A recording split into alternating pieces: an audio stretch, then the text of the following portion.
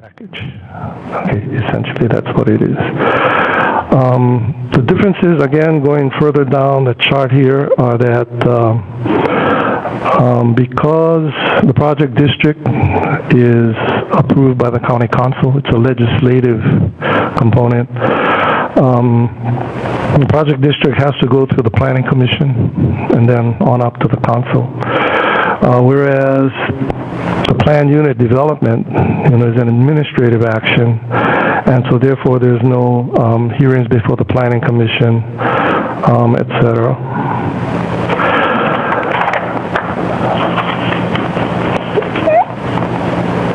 The other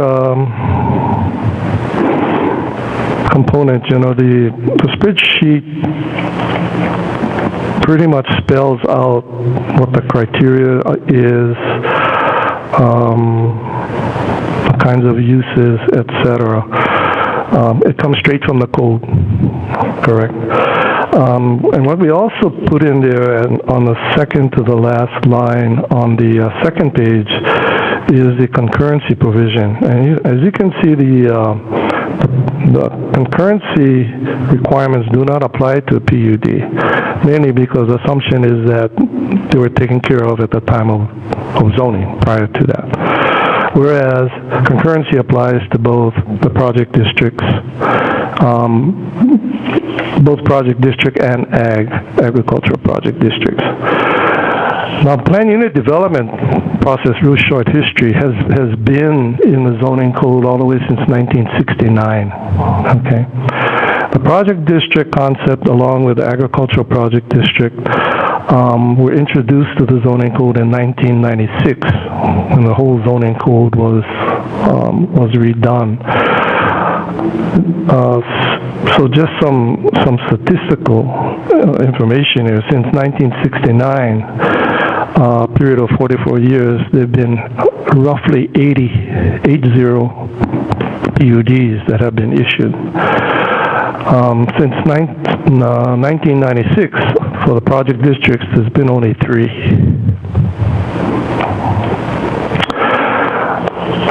So again, what that does indicate to you is that the plan unit development component has been used, not really that frequently. I mean, 44 years for 80 permits, it's less than 2 a year. But again, the differences are the PUD already uses whatever zoning you have, to let you get a better, building site layout, etc. If the zoning under your PUD allows you residential uses, you can't do a warehouse PUD. You can't do a commercial PUD. It only allows you the uses that your zoning allows.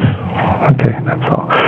The other thing is, because it's dealing with already existing zoning, if you have a density of X, right, through the PUD, you can't get X times 2 or X times 3. It's X. Whatever your density is, that's all you can get. You can mix and match, but if you got a density of 5, it still has to come out at 5. And again, if it's a residential density that gives you 5 units, you can't come out with 5 warehouses. Okay, well, 5 neighborhood shopping centers, commercial centers. Okay, the uses, it's not a use component. You can't get any uses that's not already permitted by zoning. And you can't get any more density than it's already permitted by zoning. Okay. Long and short of it, that's it. Again, this spreadsheet was put together pretty much straight out of the zoning code itself, and hopefully it gives you some very clear comparisons. Thank you, Director Kanuha. I'm sure there's some questions. I'll open it up for some discussion and questions now. Ms. Ford?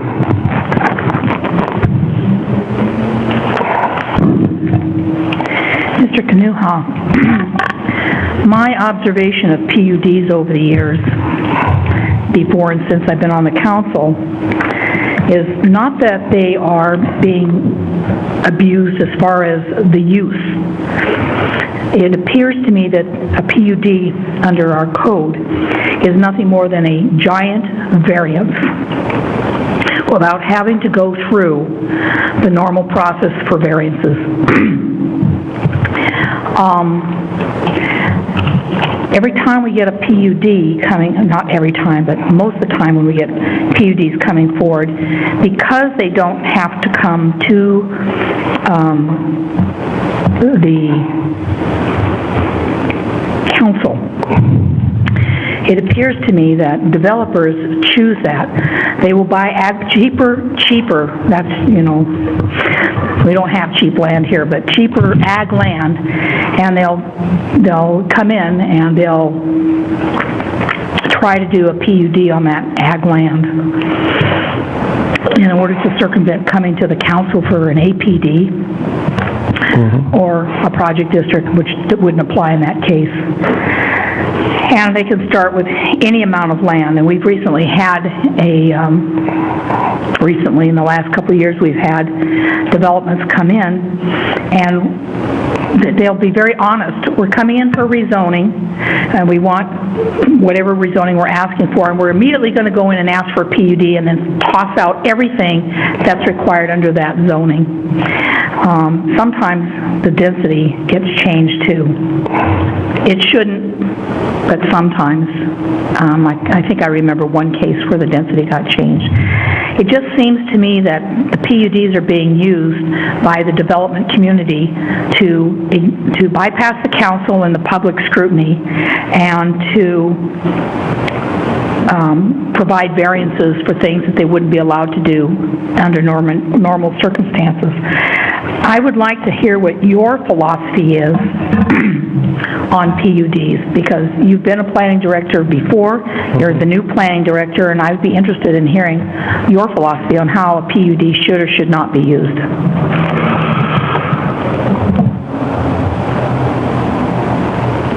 Well, you know, let's put it this way. My philosophy is not at odds with what the criteria is in a PUD today. So whatever it provides for on a case-by-case basis, you know, is what I'll look at in making that determination. All right, so what you're saying is that the fact that there is no planning commission hearing needed for a PUD, but a PD and an APD both need that, for that concurrency is not applicable to a PUD, but it is applicable to a project district and an APD. You're comfortable with that, and the appeal process is through the Board of Appeals rather than the Circuit Court. You're comfortable with that as well? I'm comfortable with the process the way it is, correct, yeah. Okay. I'm going to stop for a while and let other people talk, because I need to tell you, I hate PUDs. I think they're an abuse of the system, an abuse of the public, and it disallows public comment on them. And I think we get into a lot of lawsuits that we don't need to get into if they were handled a different way. So I'm going to yield at this point. Thank you, Ms. Ford. Ms. Willie.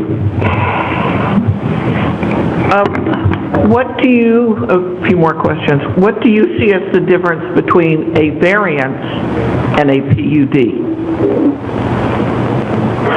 A PUD is basically a variance, is what it is. And in my view, I mean, the numbers that are allowed, say sometimes there's 17 different, say 13, 17 different areas where there's an exception being made. In other words, I want to avoid any number of different requirements. I think just one of the senses is at a certain point where it says the planning director has the right to decide on a variance, where it's sort of done as this huge package deal comprehensively, often where you take a large scale, a large parcel, and do a very intense development on another area and leave where you're doing much smaller lots than, say, would be ordinarily done or in a subdivision. And then you're accepting out this other parcel. That parcel can still be developed in the future, putting in, say, 5 years later, a rezoning. In other words, you don't lock in. It doesn't seem like you're locking in all the things that, in theory, the other side, the community's getting the advantage of. So, I mean, I don't see just a variance where it says this, you know, this one single administrative person can make a decision, do a variance, versus this entire basket full where you really change the whole perspective. Do you believe that the plan unit developments are subject to the CDP?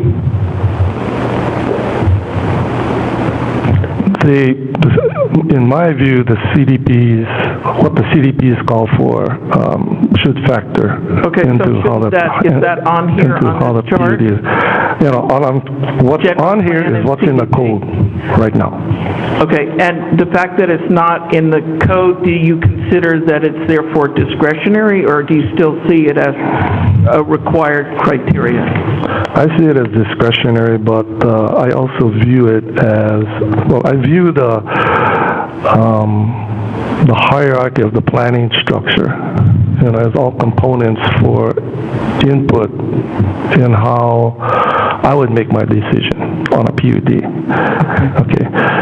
As you mentioned earlier, you know, you view this as a variance. Well, right now, currently, the planning director is the only one who issues variances. The variance procedure is exactly the same as a PUD. The notification procedures are the same. You know, everything's the same. It doesn't go to the planning commission. Okay, I just want to state that I disagree that it's discretionary. Specifically, for example, in the South Kohala CDP, it states, provides for having the action committee or the community review any planned unit developments. Have you read that Kauai Springs case that followed the Missler decision? It comes out of I'm not that familiar with it. I'm aware of it. I mean, I don't want to paraphrase, but I think that I'd like to follow up with you on that case. It's an intermediate court of appeals case, and basically saying the public trust, the precautionary principle, that PUDs are subject to these regardless of what's in the code. And I think, again, the Missler decision, which is for this jurisdiction, at least at this point, the court was, you know, a PUD that the CDPs apply both to public and private lands regardless. So I think when you say that this one person, this one administrative person, not elected, not representative, minimal input from the community has a say-so, you're basically taking this out of the realm of any real the public's view. So I have a problem with this. I do see, and I wonder what you see as the difference to a cluster development. What do you think is the difference between a PUD and a cluster development? Actually, they're not very much different. A cluster development pertains specifically to residential projects. A PUD can, you know, apply to, you know, residential, agricultural, whatever the uses are, the property that's zoned for. Have you read the Missler decision? Are you familiar with that? Which decision? The Missler case on the South Kona PUD, recent, April 15th of this year. Kauai Springs is April 20th on these issues. Anyway, I think it would just be helpful to me to sort of review those cases, and in particular the Intermediate Court of Appeals case, as sort of a more, I guess our county is or maybe appealing the Missler decision, but we'll discuss that later on. Anyway, I think one thing I'm trying to hear on a positive vein is that you're saying regardless of whether it's discretionary or whether it's required, that your intention is to have a higher level of community involvement or CDP committee involvement on the planned unit development. You know, I think that's already occurring. I believe the action committees are getting CDP applications for review. Yeah, it's whether to allow them to hear it. It's, I think for the committees, it's sometimes a sense of when there have been meetings and there have been input, you know, a sense of are they listened to, or is it, you know, talk to the hand, not whether I have to listen. Thank you. I'll yield. And thank you, Ms. Willie.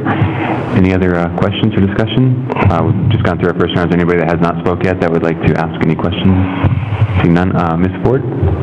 Thank you. In the definition, the purpose of a PUD, it says, is to encourage comprehensive site planning that adapts the design of the development to the land, not to the developer, but to the land. What does that mean to you? It means what it means, to the land. I haven't seen a PUD that's been adapted to the land. There always seems to be adapted to what the developer wants to do to save money. And part of the big problem that we have is the lack of concurrency, because the concurrency means that we will probably not get the infrastructure that we need out of a PUD until some 20, 30, 40 years later. That's a problem for the community. It's one of the reasons the communities get upset, file lawsuits. Not only are the public trust resources being abused, but the concurrency that the public needs to make sure that the whole community functions as an entity and functions well as an entity, especially with traffic and things like that, does not seem to occur with a PUD. How are you going to change that for us? You know, again, it's part of the whole review package. I mean, the criteria is in the code. You know, I go by what the criteria is, depending on what the petition is, depending on what the application is, depending on what the feedback is from the various agencies as it relates to traffic, you know, water, drainage, etc. And based on those components, also, you know, community feedback, you know, that's how the decision is rendered. Okay. Just a comment on cluster development, because I brought the code in. Cluster development is to provide, I'm quoting, to provide exceptions to the density requirements of single-family residential district. It's a density variance. Exceptions. Do you see any difference between the words deviation, exception, and variance, or do they all mean the same thing? Deviation, exception, and variance. Do those all mean pretty much the same thing? Yes, okay. to me All right. they mean the same thing. Okay. Council, this is just a comment. I'm going to make the comment, and I will not go into depth on it because it's for another time. My personal belief is we should take PUDs out of the code 100%. They are just an abuse of the community. Thank you. anybody else? That hasn't spoke yet? Seeing none, Ms. Willie? Okay. Just not trying to cross-examine you too hard here. I mean, one of the problems that happens a lot with the PUDs is that the notice that very few people hear about what's going on. In other words, far less than those that are impacted. Say, for example, the Puaco 1010 PUD below Waikoloa, but the stream that goes right down through that development is critical to flooding in Puaco and flooding the whole shoreland area, so that when you allow far denser development around that, if you say we're only giving notice to people within 500 feet, there's a problem. So similarly, I want to say with the Waikiki PUD, the recent one, where the new lot, the PUD lot, would be using the same infrastructure for all of the existing Waikiki Ranch, only the people within 500 feet got official notice. I understand there was later a community meeting, and basically that others were invited to, not official, but their sense of those that went is that it was sort of a done deal. In other words, so I'm looking at how are those who are, there's a serious impact, who are not getting notice. I did try to stress how do these PUDs go out to the CDP committees where they are existing right when the agency gets them. I think one thing that we see is we see these PUD raises the value of these lots a lot of times, 10 times, many times over, and there's sort of a commitment, and this is what our intent is, but yet the next day it's for sale, so that you don't have any accountability of these people that are saying it. The last one I just want to mention is, for example, one that was in Waimea. Well, two of them. There was Parkview and then one right at Opello, cutting it into 10 small lots. It was a 10-acre or less of small parcel. And it was talked about that this was good because it would promote community and pedestrian friendly, but it took out sidewalks. It made the lots much smaller. There was really no room for parking. So you have all the cars right along where all the kids, there's no common park. They weren't required to do a park. And they were coming out on a very small street. So there was a lot of community input, a lot of opposition, but yet it was, no, this is my decision feeling. So I think that we need to work on this in one way or another. How do those who are affected have an impact, and whether it goes to council, it goes to the planning commission. I think that we feel responsible to address all of the community's concerns that there is a much higher impact from this kind of development, and that there is not sufficient public input. So I'll just leave it at that. Thank you, Ms. Willie. Ms. Eoff. Thank you, Director Kanuha. Could you help me, and maybe some others here, to understand about this density issue?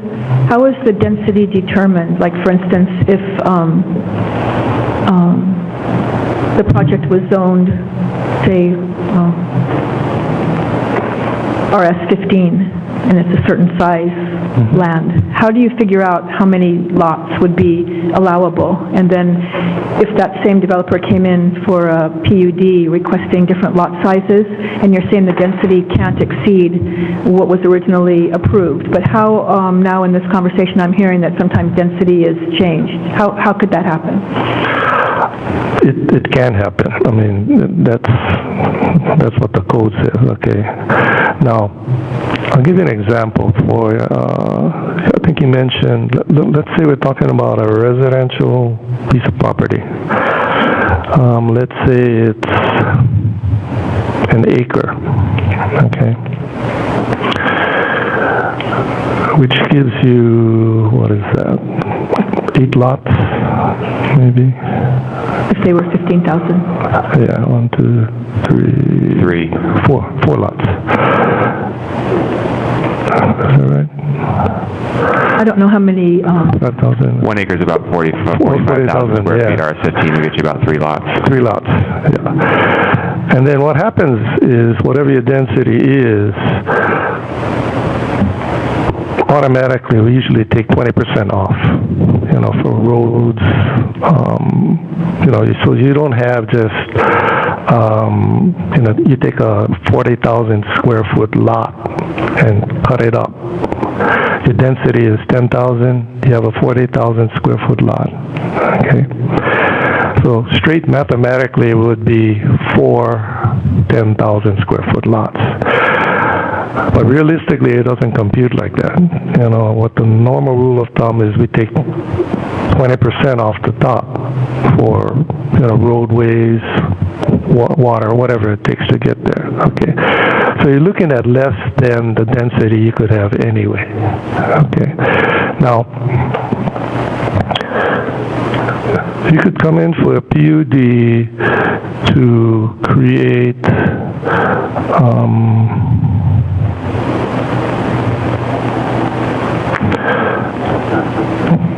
maybe three.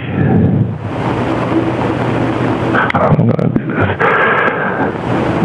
You could get a lesser density. Let's say the minimum density is maybe 7,500 square feet. Let's say this property has a drainage issue in one of the corners. Okay. So you could come in for a PUD to get three 7,000 square foot lots, a remainder of whatever the remainder is, but you still end up with, 4 or 3 or whatever the density was. That's an example of how it goes. How the lot sizes could change, but the density doesn't change. The lot sizes could change, but the number of lots cannot change. So if it was approved to handle 4 lots, but because of the land, the project couldn't really make 4 10,000 square foot lots because of the lay of the land, then that's when the PUD could be requested to make some of the lots smaller in order to still have 4 lots. And there'll be a remnant lot that obviously will be bigger. Or right. 3 smaller, yeah. Okay. But they couldn't exceed the 4 lots, which was originally done by some mathematical formula. No, correct? No. Whatever your density is on that lot, that's what it is. Yeah. Then I was also curious about the question that was asked, whether cluster developments, which isn't one of the things on this chart, but could that handle the same kinds of requests that are now done through a PUD process? And does the cluster development process offer more public scrutiny or some kind of a planning commission process? I apologize. I haven't looked at or visited cluster plan development because it's, in my experience, it's almost not used? Never used. I can think of one in Hilo, but other than that, I can't think of any cluster plan that's been used. Okay, thank you. Thank you, Ms. Yeo. Ms. Ford? Thank you. I'm not sure if this is in the code. In my subdivision, which was many, many, many, many years ago, the lot sizes were based on including the road itself in the lot. So if you needed a 2-acre lot, half the road on your side was literally belonged to you, instead of having an independent road lot. Can you tell us if road lots are now in the code and required, that the roads, whether it's privately owned or publicly owned, really doesn't make much difference, but are the road lots now required to be a separate lot in that 20% of the land you were talking about? Or because when Chris Ewan was here, I brought this up to him. He says, we no longer do that. What happened to us, we no longer do that. But I'm not sure that it's in the code that the road lot has to be an independent lot, not part of somebody's calculated 2 acres. Because in my situation, although we're on 2-acre ag, we're at Ag 2, we've got about Ag 1.6 or something like that. So we're, but it was allowed at that time. Do you know if the code has anything that and if it doesn't have it, shouldn't we have something in there that says that the road lots must be independent of the acreage required in the other lots? Correct. The way the code reads now, if your project proposes a road lot, that's a separate lot. So the land area within the lot can't be counted against the adjacent lot. And that's in the code now, that the road lot is a separate lot. What is it sounds like is, in your situation, what it was that it was probably some kind of a roadway easement, you know? That's exactly right. That's what it was, yeah. Yeah. And that's no longer allowed by code. Now we don't count easements. I mean, we don't count the easement area as part of the lot because of that same kind of situation. Okay, all right, thank you for that information. So we're almost to our time. Is there anyone else who'd like to ask any questions or make any comments? Seeing none, I'm going to make a quick comment. PUDs, in my mind, are relatively simple. It's just the fact that you have a certain zoning, you have the entitlements. The land is already entitled. So say you have a 10-acre parcel, and you have Ag 1, which gives you the possibility to have close to 10 one-acre parcels on that. Somebody could come in and ask for a PUD to bring those down to maybe 10,000 square foot lots, 10, 20,000 square foot lots, or anything in between there, but you cannot increase the density. You can just adjust it. And in my previous conversations many years ago with our previous planning director, Mr. Duane, he liked PUDs. And when I was talking with him, he said it's a great opportunity to allow a lot of open space, more open space, because you can take that 10-acre parcel, you can create 10,000, 20,000 square foot lots, get that density down, less impact, and you have this other area that's open space, green space, preserved for whatever it is for a park. So it seems to make, it makes sense. I know there's issues with it, but it's not overly complicated. But you're basing it on the entitlements that you have. That's the big thing. You cannot do anything outside the entitlements that you have. Any entitlements have to come through county council, and that's where we make the decisions.